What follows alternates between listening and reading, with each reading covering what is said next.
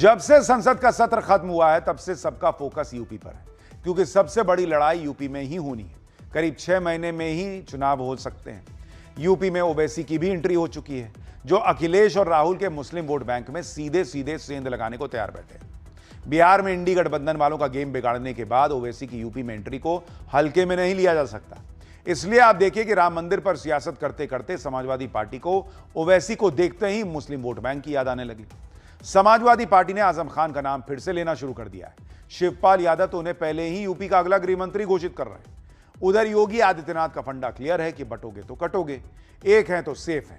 UP की politics में क्या गजब का माहौल बन गया है, अब जरा इस पर रिपोर्ट देखिए।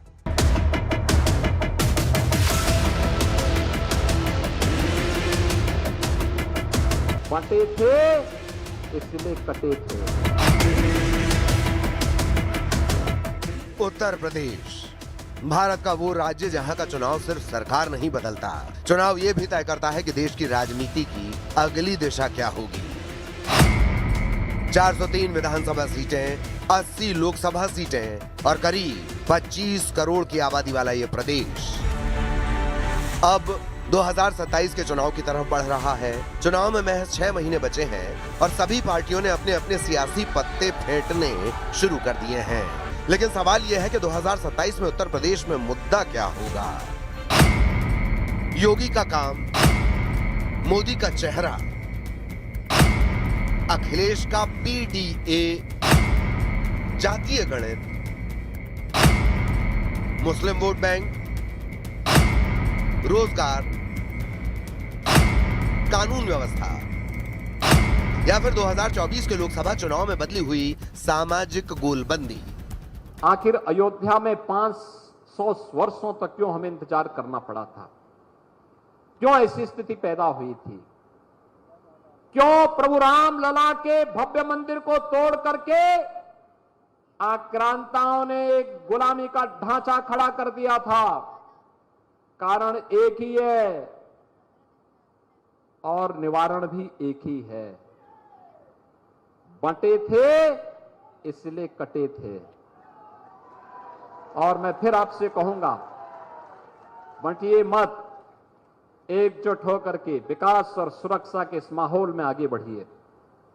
ये डबल इंजन की सरकार आपके सुख दुख में हमेशा आपके साथ खड़ी होकर के आपके वर्तमान को भी सुधारेगी और भविष्य को भी उज्जवल बनाने के लिए पूरी प्रतिबद्धता के साथ कार्य करेगी। क्योंकि 2022 में बीजेपी ने अकेले 255 सीटें जीती थीं, लेकिन 2024 के लोकसभा चुनाव में यूपी ने ऐसा जनादेश दिया जिसने विपक्ष को नई उम्मीद दी।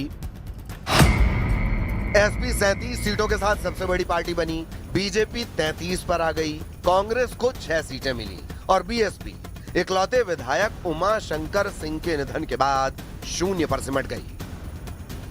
अब यही सवाल 2027 की राजनीति का सबसे बड़ा सवाल बन चुका है।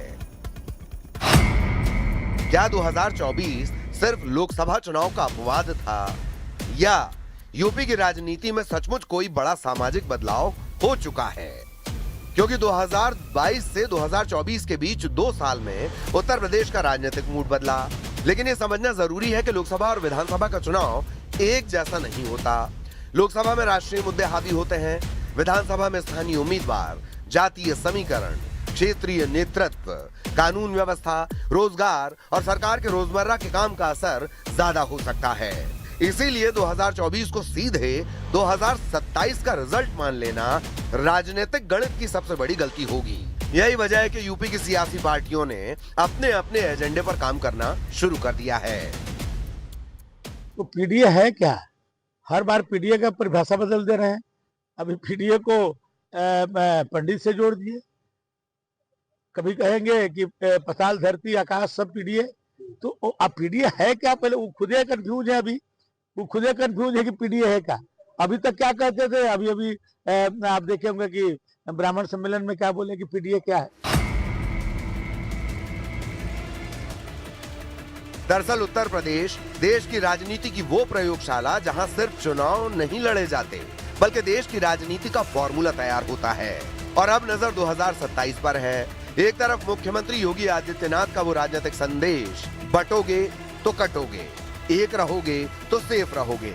दूसरी तरफ विपक्ष की रणनीति मुस्लिम वोट को एकजुट रखने की कोशिश, जिसमें सपा और कांग्रेस लगे हुए हैं, जबकि AIMIM मुस्लिम वोट की राजनीति में अपनी जगह बनाने की कोशिश में है। तो सवाल यह है कि क्या 2027 में राष्ट्रवाद बनाम मुस्लिम वोट के ध्रुवीकरण का चुनाव बनने जा रहा है, या फिर तस्वीर इससे कहीं ज्यादा बड़ी है? क्योंकि यूपी में सिर्फ धर्म नहीं, जाति भी है, दलित वोट है, OBC वोट है, यादव वोट है, अति पिछड़ा वोट है, महिला वोट है, युवा वोट है, लाभार्थी वोट भी है। मुलायम सिंह यादव के जमाने से समाजवादी पार्टी को MY यानी मुस्लिम यादव समीकरण वाली पार्टी समझा जाता था, लेकिन सपा की कमान मिलने के बाद अखिलेश यादव ने अपनी राजनीति को PDA के आसपास खड़ा किया, यानी अखिलेश यादव ने अपनी सियासी जमीन बढ़ाने के लिए नया राजनीतिक फॉर्मूला गढ़ा। ये फॉर्मूला है P यानी पिछड़ा, D यानी दलित, A यानी अल्पसंख्यक। लेकिन 2027 आते आते PDA में एक नया P भी सुनाई देने लगा है, पंडित। अखिलेश यादव ने ब्राह्मणों को भी PDA के दायरे में शामिल करने की बात कही है, यानी SP की कोशिश साफ है, पुराने यादव मुस्लिम आधार से आगे निकलकर एक बड़ा सामाजिक गठबंधन तैयार करना। PDA को वोट में बदल पाएंगे अखिलेश यादव के सामने तस्वीर दिलचस्प है। 2024 के लोकसभा चुनाव में समाजवादी का रिजल्ट पिछले चुनाव से बेहतर क्या हुआ, पार्टी के नेता ये मानकर चलने लगे कि बीजेपी को हराया जा सकता है। लेकिन एक सच ये भी है कि लोकसभा चुनाव और विधानसभा के चुनाव का मूड बिल्कुल अलग होता है। यूपी विधानसभा में 403 सीटें हैं, अलग अलग क्षेत्र, और हर क्षेत्र, हर सीट की सामाजिक संरचना अलग है। पश्चिमी यूपी अलग, पूर्वांचल अलग, अवध अलग, बुंदेलखंड अलग, रोहिलखंड अलग।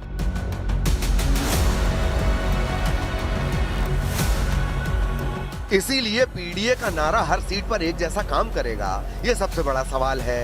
समाजवादी पार्टी को अपने परंपरागत यादव वोट तो मजबूत रखना है, साथ ही गैर यादव OBC को भी जोड़ना है, दलितों को भी जोड़ना है, वहीं अल्पसंख्यक वोट को भी बनाए रखना है, और अब ब्राह्मणों को भी संदेश देना है।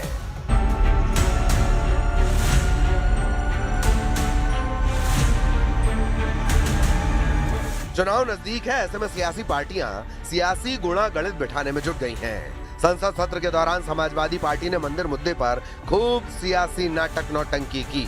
पप्पू यादव के संसद परिसर के सियासी ड्रामे में बढ़ चढ़कर हिस्सा लिया, अपने खास वोट बैंक को खास मैसेज देने की कोशिश की।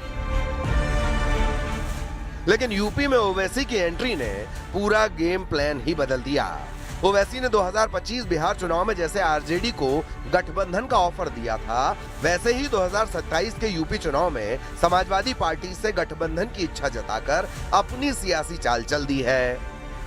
सुन लो, मैं पहले भी कह चुका हूं और आज भी कह रहा हूं, मजलिस नहीं चाहती कि दोबारा भाजपा की सरकार बने उत्तर प्रदेश में। मैं हाथ मिलाने को तैयार हूं, मैं अलायंस करने को तैयार हूं। आज वक्त है, बात कर लो, बाद में रोना नहीं चुनाव खत्म होने के बाद। हम नहीं चाहते कि बीजेपी दोबारा सत्ता में आए। तुम कहते ना कि ओवैसी के लड़ने से हमको नुकसान हो जाता, चलो मैं तुम्हारे साथ मिलकर लड़ने को तैयार हूं। तुम तैयार हो?